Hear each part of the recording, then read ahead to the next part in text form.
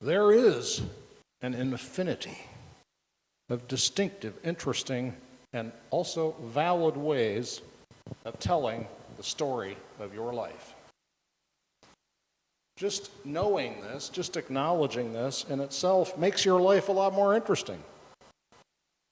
When we get to know somebody new in our lives, we find ourselves telling them our stories, often in exactly the same ways that we told them before, and before that, and before that. You got a story and you're sticking to it. Yeah, understandable. Nothing wrong with that. But what would happen if you told your story in a distinctively different way than you've ever told it before? Telling it in a way that centers on something perhaps more obscure than you might usually center it on. Some memory or event that you seldom talk about, but actually reveals a lot about your life story. Focusing on some rarely considered events that, in fact, reveal a lot about how your life has unfolded. You could tell your story of brokenness. Tell of the times that your heart was broken, the times that your body was broken, time when your bank was broken. And tell about how you picked up the pieces of your life and reassembled them into something new and wonderful. Arrange the broken pieces of your life into a story that's something like a mosaic. Yes? Today, in our ubiquitous experience of staring at computers and screens, we're very familiar with pixels, yes? The little dots that assemble into letters and shapes and pictures and movies. The smaller the pixels, the more detailed and seamless the image appears. Mosaics are physical pixels, collected pixels of physical chunks of tile or glass or ceramic that up close are just chunks of junk. But when assembled in a larger work, can be beautiful and even lifelike in appearance, or can be fascinating artistic abstractions. The completed mosaic comprises something more than the sum of its constituent pieces. It's more than what it's made of. Take a pile of broken little pieces and ponder the infinite possible ways that you could arrange them.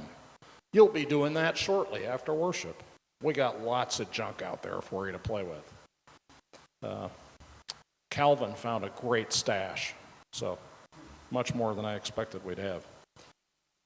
Just knowing the staggering number of ways that you could make your mosaic is itself empowering and enlightening.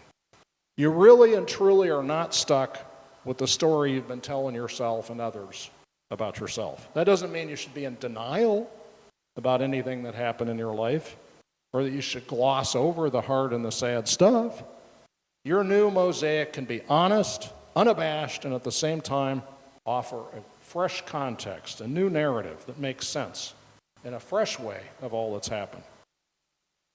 You know, a mosaic consisting mostly of dark tiles comes alive with only a few shiny bits. And you can move those shiny bits around in so many different ways. You can make the story of your life the story of the beauty that you saw, and not necessarily about what you did in your life, or what you accomplished, or what others did to you. The story of your life doesn't necessarily need to be the story of what happened to you.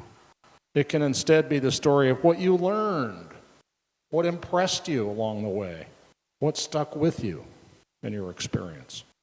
It could be just the story of kindnesses, the kindnesses that you received and the kindnesses that you have given. That can be the story of your life. So many ways to arrange the tiles and the bits and the pieces. You know, the gospel story of Jesus, it could have been written this way. There was this wonderful, kind man who wandered around the land doing good deeds and inspiring others to do the same, but in the end he was persecuted and killed for disrupting the status quo. That's a fair way. You could make that mosaic if you wanted, yes. But nobody would say that that is the greatest story ever told, right? It's a victim story, right? Jesus as victim. The gospel story that we have in the scripture is very different than that, yes? Very different. It's not a victim story. It's a triumph story. It's a story of redemption, resurrection, and positive change. Making positive meaning of the events of his life. So the gospel stories in the Bible, in the scriptures, and in the Gospel of Thomas, the other Gnostic Gospels, etc., the whole Christian literature, all of them are like templates, right? They're like models of how we can take our stories and rewrite them, present them in new, fresh, and life-affirming ways. As I shared, I was in Philadelphia this week, went on it was an emergency, so I got on the plane to visit my best friend. We have been pals since we were 6. We are the keepers of each other's stories. Okay, you guys, can you imagine having a friend for 65 years? Do your friends know a lot of stuff about you? Do they know enough about you? Maybe. That's something to think about. How much do your friends know about you? Well, my friend and I know a lot about each other because we have been friends for 65 years, since we were 6, since we were in first grade.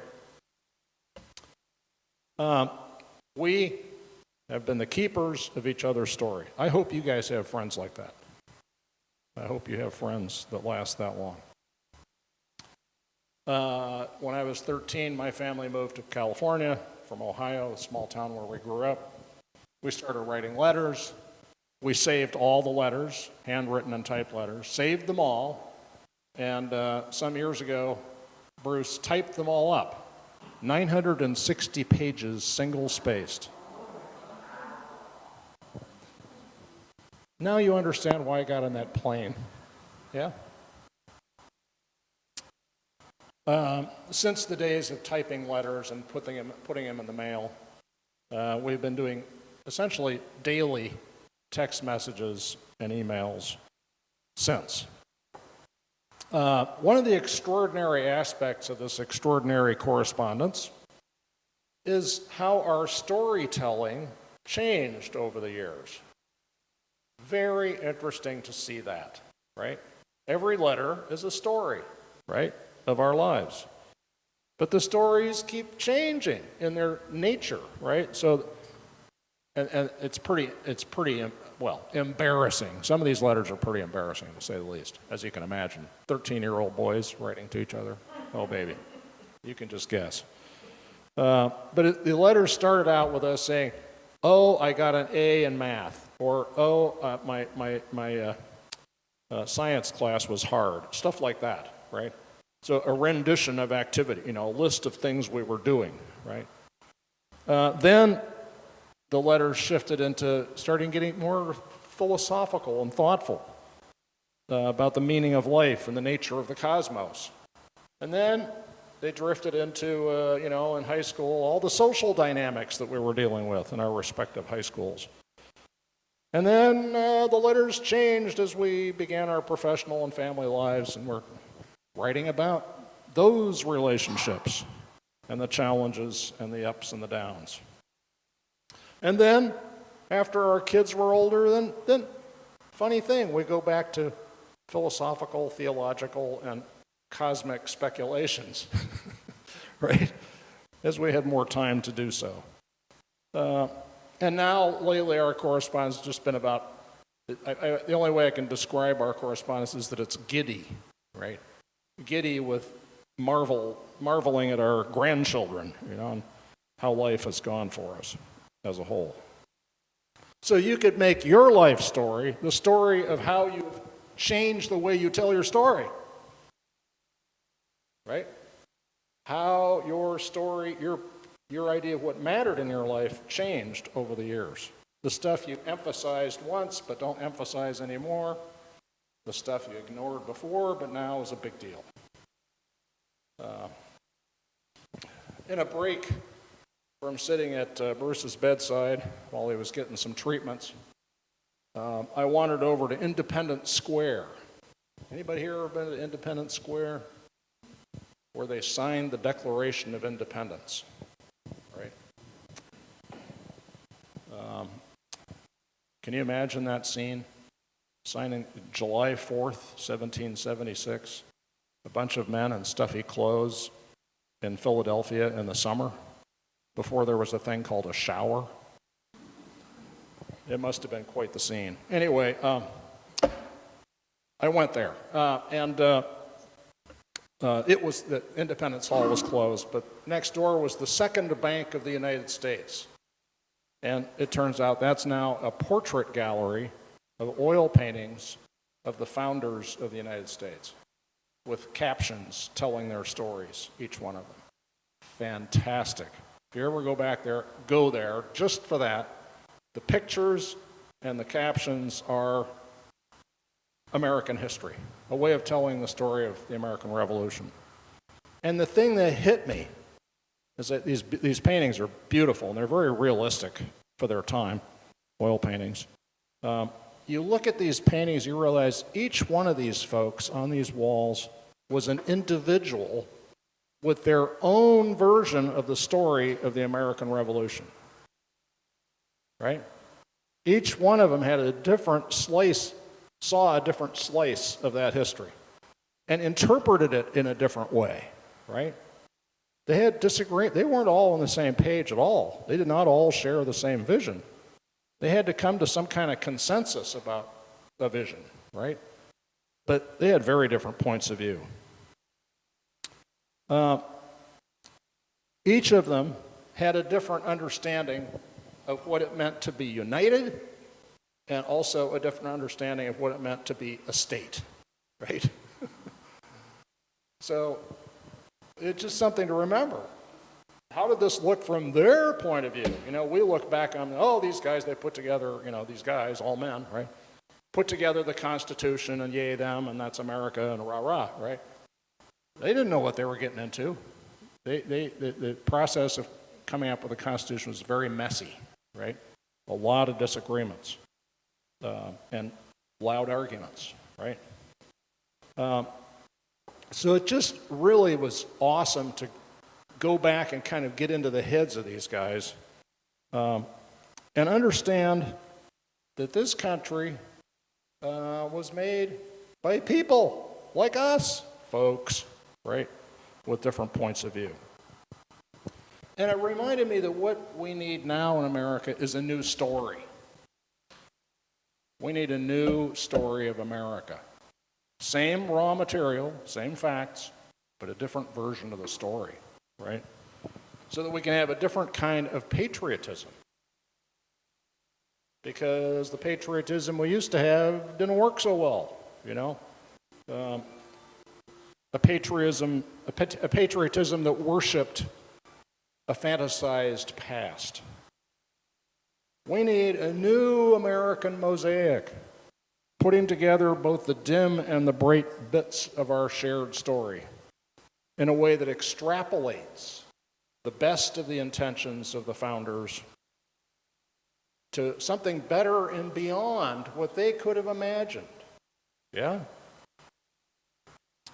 We need a patriotism that recognizes that those folks on those walls did not live up to their highest ideals, right? They really didn't. They had slaves, for heaven's sakes, right? Very problematic. But there was a vision and there were values that were bigger than them, and they pursued them. And likewise, we need a story of America that's about realizing the best of that vision and making right the wrongs that we are guilty of as a people, making it right, and that's part of our story, always has been and always will, that we're aiming to live up to the values, the best of the values that our founders put before us. And let us do the same with our own lives, yes? Rearrange the bits and the pieces of our lives, the story of our lives, and of our nation. Make a new mosaic in a way that is life-affirming. Amen.